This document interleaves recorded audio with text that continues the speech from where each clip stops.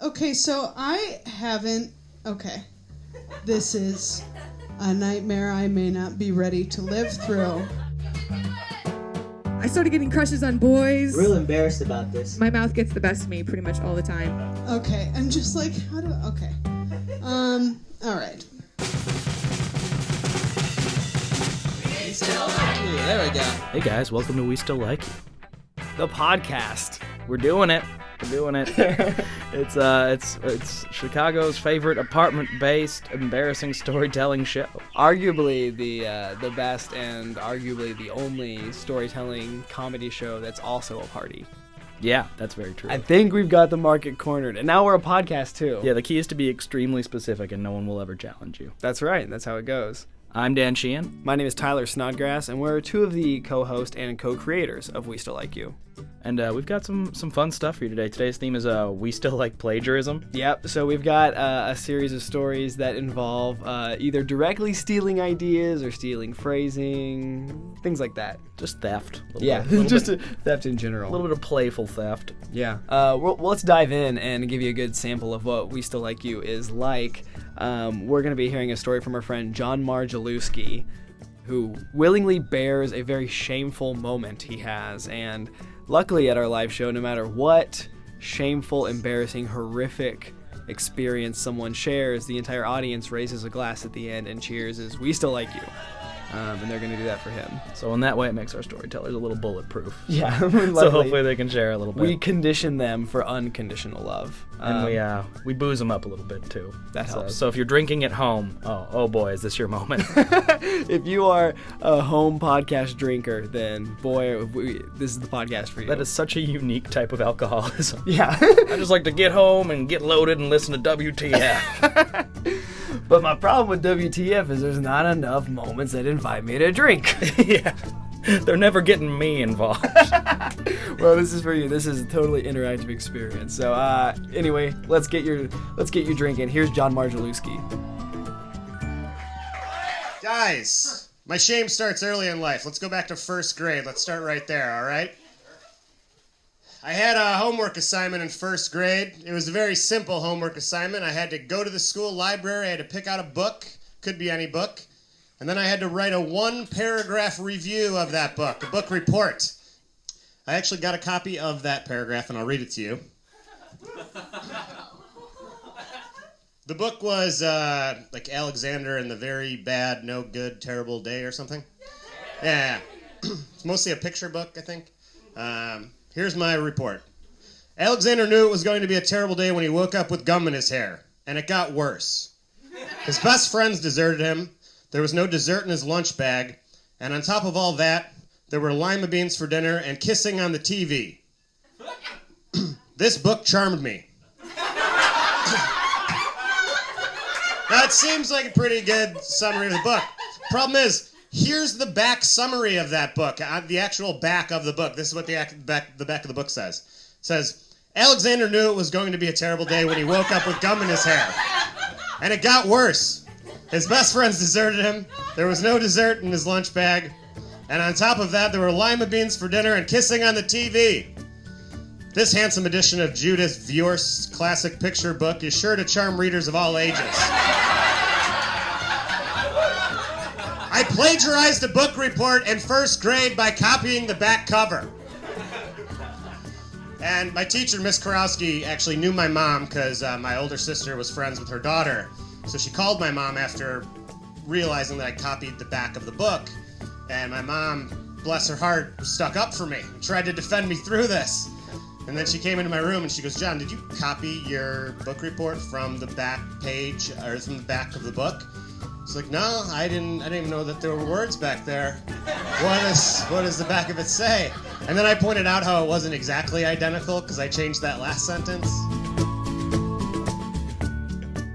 All right, guys, that was fun, wasn't it? I'm gonna need a better way to come in from that. Usually the audience is applauding and stuff.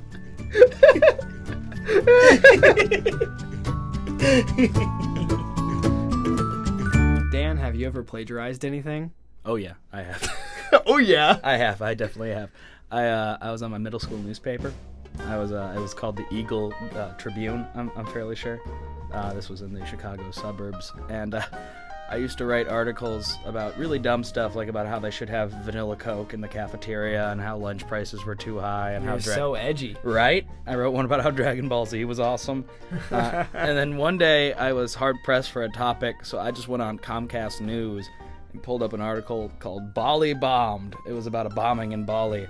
And I just copy-pasted it directly and just handed it to my journalism teacher, like, hey, yeah, I know I've been covering some fluffy shit with this lunch price stuff, but I've got some hard-hitting news I got about a bombing in Bali here in Clarendon Hills, Illinois. And I just handed it off, and he just looked at me and printed it. What? He just didn't care at all. Our next storyteller is Saurin Choksi, a fantastic comedian living and working in New York. Saurin was nice enough to tell us about a shameful encounter he had with a pickup artist, and he learned a few things about picking up women. He was taught the ropes about the path to smooching. He's got a one-way ticket to Smooch Town, thanks to lines that other men have written. Yeah. So we're gonna let the story just happen because this is a great one. Enjoy. Started. I was talking to a girl, and I'm not like super good at that or anything like that, but I was pretty drunk and we were talking, and then all of a sudden these two dudes came and started talking to me, and I was just talking to them. It was social, dude. And then I noticed, I'm not talking to this girl anymore, and there was some other dude talking to this girl, and I was like, oh, you dudes started talking to me, so then your friend could go talk to that girl. That was pretty smooth of you guys. And they were like, yeah, that is what we did. And I was like, okay. And they're like, oh, that's, you noticed that pretty, you were observant. And I was like, oh, whatever, man, it's fine. And we started talking. They're like, you know who that guy is? And I was like, well, he looks like a guy who's too old to be here, to be honest. He was looked like he was like 34. This is a bar called Necto. And they were like, that is one of the top pickup artists in the world. His name is the Juggler. Also, his name's Wayne, but we call him Juggler. And this is like kind of before like the VH1 show and all that stuff. I'm like, well, whatever. Okay. And he looked like a regular dude. He didn't have on like a top hat or a monocle or anything like that. So I was like, what kind of shitty fucking pickup artist is this guy? And we did exchange information, but I didn't think too much about it, and I went on living my life. And my girlfriend moved away, and we broke up, and I wasn't feeling very good in my life, and I was feeling kind of down, and I was struggling with girls. I got stood up by a girl. This dude, the Juggler, one time he came to like an improv show that I was at. He was a cool, nice guy, and he had like a dude with him who I just started talking to him, and I was like, who's this dude with you? And he was like, this is one of my students. And I'm like, okay, that's weird. But anyway, so okay, let's go on. And you can see where this is leading to. So this dude, I would see him in Ann Arbor every now and then. He'd just be asking me how my life's going. And then like one time I was like, I don't know, shit's not going so good. Feeling kind of down. And he was like, you should take one of our workshops. And I was like, no. And then, I decided I was going to do it. I decided I wanted to take one of these workshops. I just thought, it's going to lead to abundant amount of women and happiness. And I took one, okay?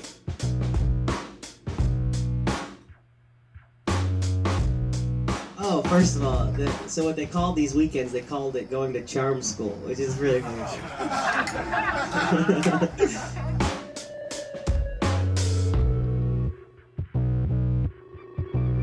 They were pretty nice dudes. Juggler wasn't there, which I was very disappointed about. He just sent some of his minions to teach us stuff. And they would just teach us like, I don't remember too much of the stuff. It was mostly just to ask open-ended questions, to listen, and then to kind of talk about yourself. So I was like, okay, well, this doesn't seem so great. But also, if you went to talk to someone when you introduce yourself, you should touch them. So yeah, there's a tip for everybody. All right, Danny. Let's say I met you, right? Let's say, I wouldn't be like, hey, who are you? You know, like, you want to come in. You want to come in. I remember this. You want to come in where they can see you. Okay?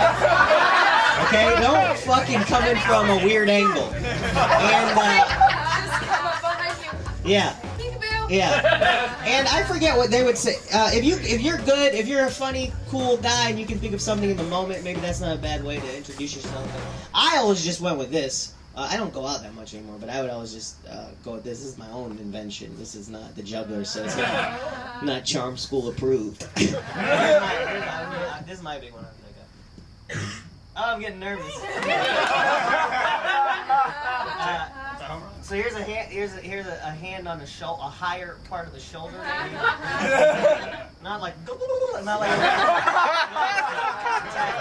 little physical contact, but in a safe place. And hi, I haven't mentioned yet. My name's Choksi. Oh, nice to meet you, Choksi. Little eye contact, and then hey man, just let the fucking fate take you where it does. How did that feel?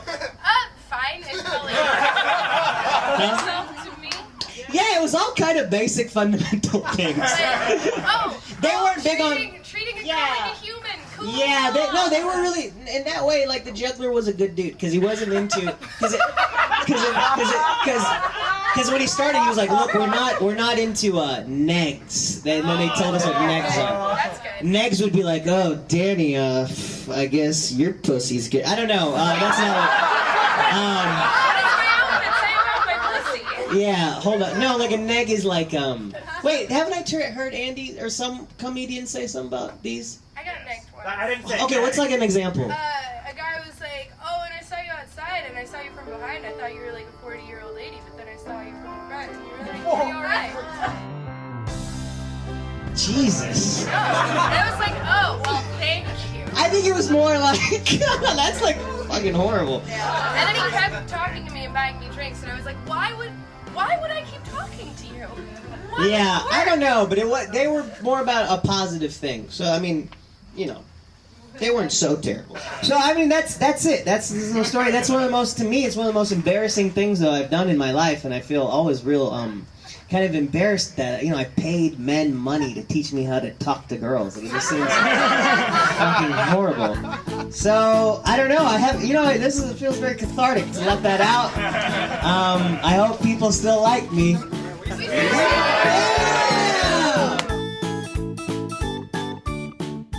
All right, guys, that was Saurin Choksi. You can actually catch Saurin now most nights of the week on the Fuse Network on his talk show, White Guy Talk Show. White guy not included. Yeah. On that particular talk show. So that's exciting. This next one features someone who is physically very close to me right now. Oh, it's me. The next story is mine. I did not agree to this. This is, you know what? It is kind of plagiarism, but I think technically this story is protected under parody law. If you can call it that. Few things about what I'm about to share. I'm quite fond of saying that I was raised Baptist, but I'm normal now. Like, that's a thing I like to say. Which explains my outfit for this show, which is an unironic Striper t-shirt. Striper is a band I've seen live, and that's where I got this t-shirt from. And they're famous for being the premier Christian heavy metal band. Which explains Isaiah 53:5, by the stripes we are healed. In case you... No need to look it up! I got it for you. Their big hit is called To Hell with the Devil. Big fan. So I was raised in Bible Belt, Missouri, and but I was also a determined guitarist. So I played in a praise and worship band twice a week and practiced like another time a week. But I exclusively listened to like Megadeth and Metallica and Ozzy. And I was convinced that these two worlds could be meshed, but I just didn't really know that many bands who could do it. So I took it upon myself to be the guy who could play out-of-date music for kids who wanted something that was not that whatsoever. So while I was playing in this praise and worship band, I wrote Christian parody songs. But not to be funny. To be helpful to the Lord. This is, oh my gosh. This is one, I should say right now off the bat, like, I'm not, like, anti-religion and things. Like, I still think faith is really cool. But as a 15-year-old, I had no idea the way other people perceived faith. So I was, like, I was very naive about the whole thing. So I wrote a song that's a parody of a Twisted Sister song. We all know the song I Want to Rock and how good it is. So I wrote a song cleverly titled I Want to Pray.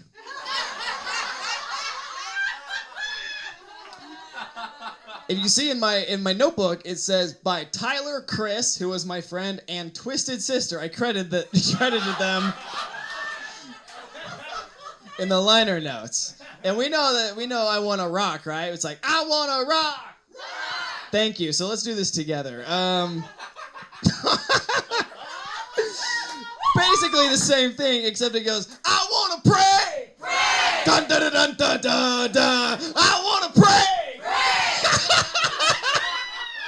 This was my dream as a 15-year-old. I'm living it. So we'll skip ahead to the first verse, so we don't have to do that 2 more times. Here's how it goes. The first verse is like, it's like, dun, dun, dun, dun. Don't you pray, you say. Well, I gotta say is, tell me, I'm gonna say no, no, no, no, no, no, no. Well, I got to say to you when you tell me not to pray, I say no, no, no, no, no, no. It's like that for a while.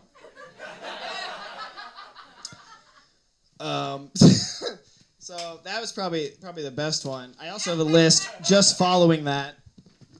I made myself a list of parody songs to do. I had a to-do list. I Want to Pray, mark that off. Unforgiven by Metallica, my note is change it to I'm Forgiven.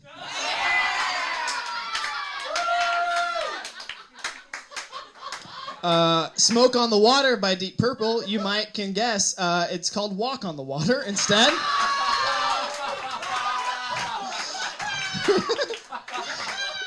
And then my favorite one is I have a note to myself that says, learn Jesus is just all right, no parody needed.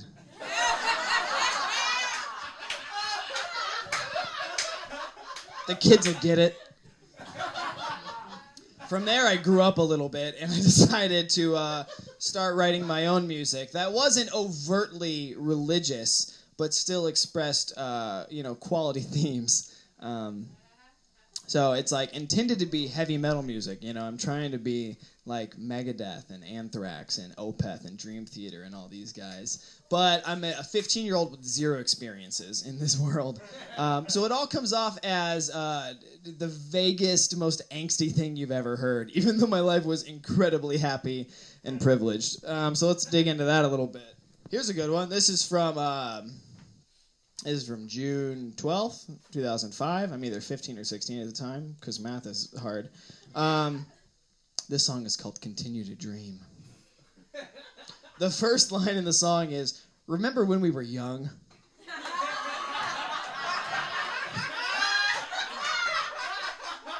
I'm barely a teenager. There's a song called Gone Again, which is just a direct plagiarism of So Far Away From Me by Dire Straits, but here's a good one. This one's called Path of Destruction, and it's about how you shouldn't do meth. Take note, I don't think I've ever met someone who's done meth still. But for some reason, I was like, I gotta say something about this. I gotta get the word out. I'm only trying to help. I gave you your fair warning. So this is your last chance. Till we reach the morning. Morning is spelled with a U. That's wordplay. Yeah. This one's called Pretender. This is an anti-poser song, even though I was exactly that. And it has some obnoxious, Kanye West style like rhyme schemes where just the same end rhyme is just happening over and over again, like too many times, like the beginning of Dark Fantasy of that album, was like Diago, Bravo, that whole thing. So we've got all of himself he will surrender, thinks that there will be splendor, least out of all the contenders, for he's just another pretender. Like, what am I doing? What am I doing? So that's real deep. And then, just real quick, while discovering this for the first time, I found a list of, I was a big note taker. I took notes on like song topics and titles, and there's some real good ones on here. Just so many ideas for songs, such as "Goodbye to a Friend," ooh, "Innocence" in parentheses of a child,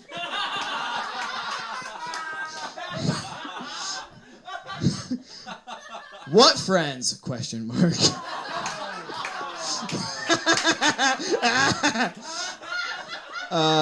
Anyway, Emergency Poncho is still on MySpace if you want to ruin your life. That's my story.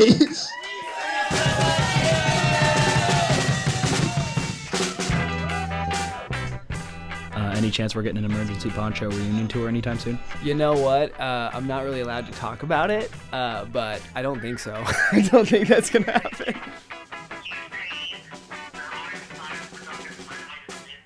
Well, that's our show. That's everything we have for you this episode. That's the kind of stuff we do at We Still Like You, is we have experienced embarrassment and we're just trying real hard to overcome it by making you listen and like us. So, thank you again for listening to us, and a big thanks to our performers for letting us include their stories in the podcast. John Margelewski, Saurin Choksi, and old Tyler Snodgrass over here for signing that release. What a good guy. We Still Like You is produced by Danny Gallegos, Dan Sheehan, Tyler Snodgrass, and J. Michael Osborne, who is also our resident live artist. The podcast is produced by Jesse Patend, engineered by Jesse Patend and Sam Haas. Our theme song is Specific People by Jake Tobin.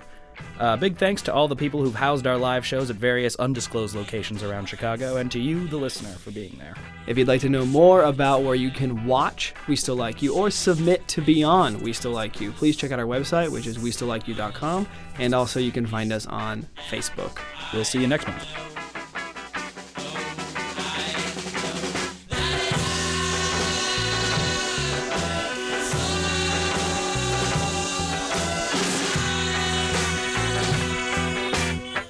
Next time on We Still Like You. So I walk into this business and I'm all dressed up and all excited about how exciting this new profession's going to be. And I'm like, "Hi, I'm Kyle. I'm from the Cromwell Radio Group. Nice to meet you. Is Harold available?" And this lady behind the counter just looks at me, and I'm just like, "Is he here?" And she's like, "I can't believe you would come in here and ask that." And I was like, "What?" She's like, "Harold's been dead for 10 years.